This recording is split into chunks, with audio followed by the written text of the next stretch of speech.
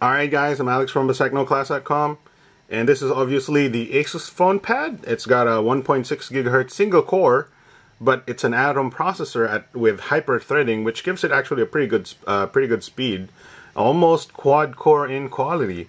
So is it enough for a lot of these games? So we have a bunch of games here. We got Need for Speed, Gangstar Rio, SpiderMan, Order in Chaos, Real Racing 3, stuff like that. So we're gonna do a gaming test, and there's somebody that just sent me a message. We're gonna do a gaming test right now, and stay tuned.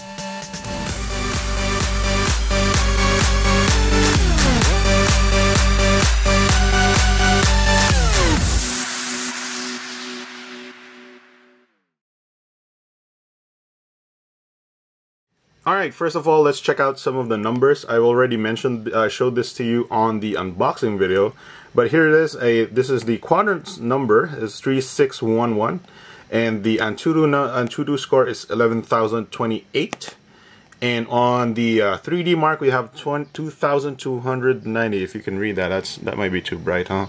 2,290. But let's get to some games and show you how it performs. Alright, so now we're playing Angry Birds Star Wars, and this is a quick test on the sort of a pinch to zooming, and if it doesn't lag, well, normally any phone these days wouldn't lag. So yeah, let's just finish this stage, let's move on. I don't think anybody is wondering how the Fonepad performs for Angry Birds anyway. And I didn't kill the bad piggies. Anyway, let's move on. Alright guys, so this is Need for Speed Most Wanted. It's a racing game, kind of obvious if you're seeing what I'm seeing right now. Well, it kind of, unfortunately, it doesn't run to be, well, there was some frame skip early on there, but right now it seems to be okay. I'm not sure if it's running at 100% speed though. It seems to be in a little bit of a slow motion. This is normal with dual core phones as well. So this, I wouldn't say the Fonepad is any exception, and especially since the Fonepad is just a single core Atom processor. But yeah, it's not bad, and it's probably on par, if not better, than a dual core phone, that if I notice. And that's still good enough. Dual core phones tend to have a little bit of a skipping sound.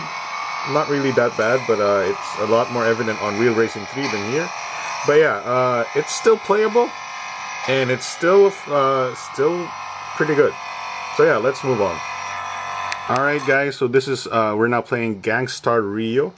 This is sort of an open world kind of GTA-like game made by Gameloft. And here we are playing the actual game here. Oh, I don't actually know how to play, but let's try and steal a car. That's what you usually do, right? So yeah, it looks playable. How do you? Oh, you tilt by turning, if I remember correctly.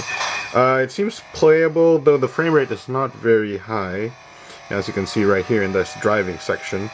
But Gangstar Rio is quite a resource hog-ish kind of game, so you'd expect that. And but if it can handle Gangstar Rio, or if you have Gangstar Rio and want to play it on a Fonepad, you can, and it seems pretty decent either way. Not the best though. Alright, let's go. Let's move on. Oh, a pizza reference. Alright, so now we're playing the Amazing Spider-Man. It's sort of a 3D game. Used to be pretty hard for a lot of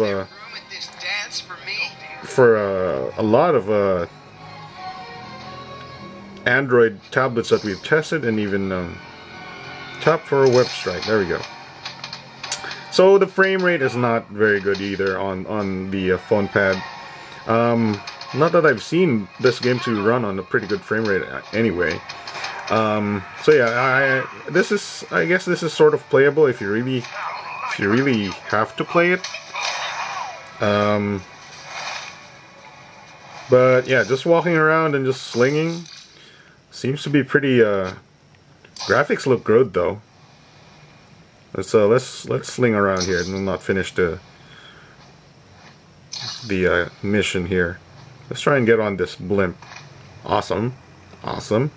Yeah, the frame rate seems to dip, but I like the whole gameplay here. Much better than a lot of other devices I've tried though. So yeah, I think it's not bad. Let's move on. Alright guys, so right now we're playing Order in Chaos Online. This is a very popular MMO running on a tablet.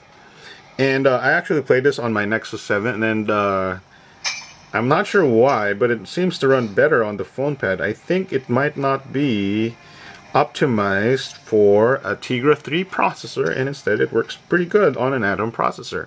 This is actually pretty enjoyable, and I'll actually show you. I'll fight what is this, a deep swamp crocodile. So I'm actually a swordsman, but I actually just shoot him first.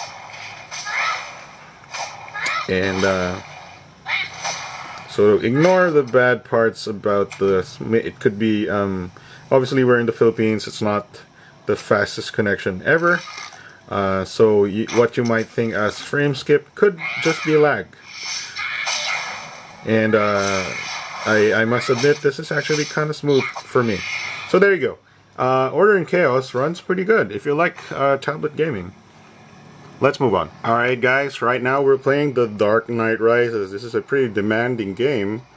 Probably recommended for quad-core devices, but it runs okay on the Asus Fonepad. There's a bunch of frame skips here and there, but the responsiveness of the game is actually pretty good. I don't know where I'm supposed to go though. I think I just jumped out. There we go. Maybe I need to grapple. I don't know how to do that. There we go. So yeah, oh, looks like there's some thugs here, so we can kick their asses. Oh, there you go. There's, oh, I don't, is it? Oh yeah. So it's doing slow motion. That's why. I don't. Oh, is this a tutorial? The frame seems to be. Oh yeah, that seems. That's not very good, but I think it's okay. I mean, at least for a game like this, it's pretty demanding, so that's to be expected, right? Yeah, so let's check out another game. Alright, here we go. This is Real Racing 3. This is a doozy for most dual-core devices. Usually the music skips on dual-core devices on Real Racing 3. So let's check it out. How does the Fonepad perform? And right off the bat, it seems like the frame rate is much better than, well, at least dual-core devices. Let's change the camera a little bit here. I want this one. Tilt sensing seems to work fine. Oh yeah, this is definitely much better than, well, at least dual-core. Art of the Overdose. I got an achievement! Yeah. Wait, let's see what happens when we. Yeah, when it gets chaotic, I did drop a frame here and there. But this seems very, very, very, very playable to me. I don't think I have. Oh man. Let's see. Yeah. Awesome. This is awesome. All right, let's pick up another game before I keep playing this game for more.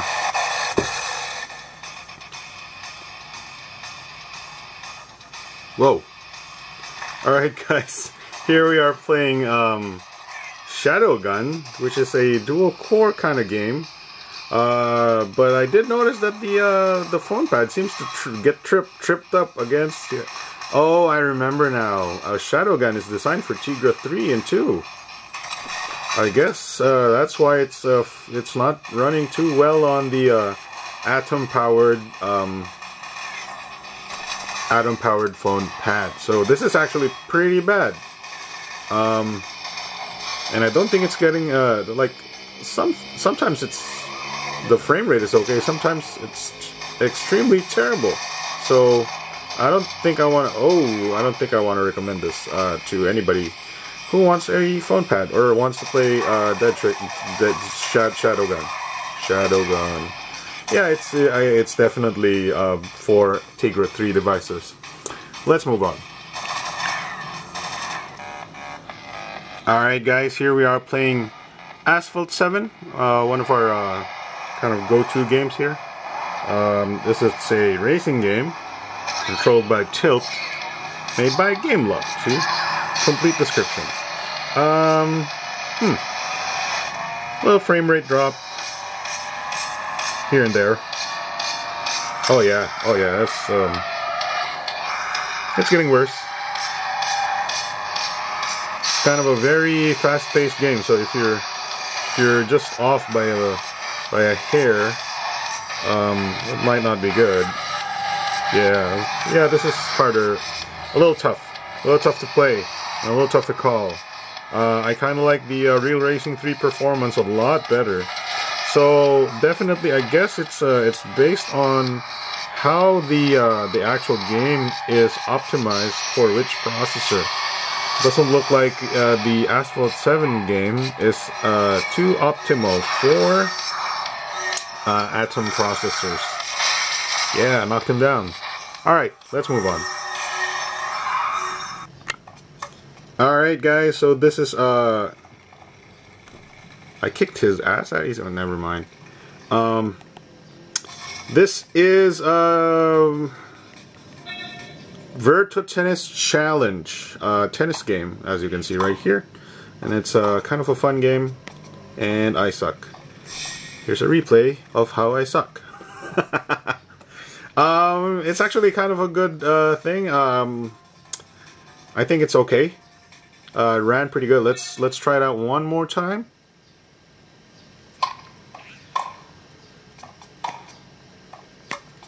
Oh, damn.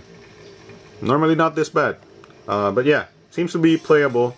I just suck. Let's, I think we have one more game. Try out. Alright guys, this is one of the final tests and probably one of the toughest tests for any Android device. This is Nova 3. This is sort of a space-age shooter. I'm gonna fast forward there. And let's try and shoot some dudes. That's not the shoot button. Is that it? There we go. Kind of framey. Yeah. This is definitely one of the toughest games to run anywhere, I would say. As you can see right there, very framey. And it's very tough to... Whoa, yeah. I don't think this is any fault of the Fonepad, because even the Nexus 7 has problems running this game. So let's not blame the Fonepad for not running this as smoothly as it could. I just died. Alright, that's it. Alright, that's about it for all of our Asus Fonepad's gaming tests. Let me dim the brightness a little bit. We've tried pretty much actually everything here. And if you remember, we did Temple Run Oz, Modern Combat 4, and Wild Blood on the unboxing video, so you can check that out to see how those perform. But yeah, Fonepad is a little bit of a mixed bag. Some performed well, some performed less than stellar, but that's probably because it's an Atom processor. Sometimes some developers have not yet optimized for that processor just yet. But either way, if you're looking for a tablet that might be able to play games here and there and have the capability of calling and texting, the Asus Fonepad might be for you. So depends on the games you like. That's pretty much it. Thanks for watching, guys. I'm Alex from Technoclass.com, and this is our Asus Fonepad gaming tests. Alright guys, thanks for watching, and as always, if you liked the video, please press the like button below. Add it to your favorites and or share it to your friends. If you got something to say, drop a comment in the comment box as well. Of course, more importantly, you should hit the subscribe button on top. This will keep you up to date with our new uploads and helps us out tremendously too. That's it guys, see you next video.